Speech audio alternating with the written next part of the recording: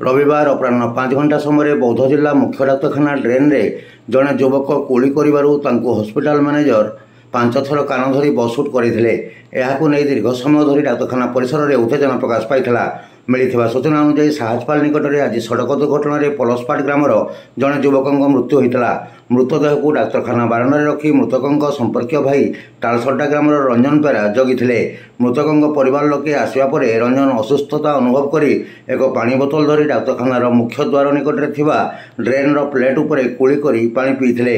यह hospital manager दृष्टि में पड़ता और से सेठारे कुली करिथिबा रंजन को 5 थर सर्वसम्मुख में बसुट करते। परे एक मृतदेह देखा आसीथिबा संपर्कीयों मध्य प्रचार होगा पर उत्तेजना प्रकाश पाई सेमाने ए संपर्क में हॉस्पिटल मैनेजर को पचारिबा खोजाखोजी करते पाई नथिले।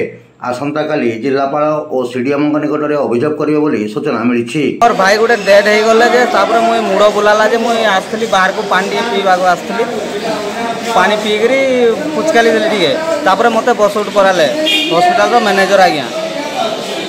तो केत थर बसउट कराले?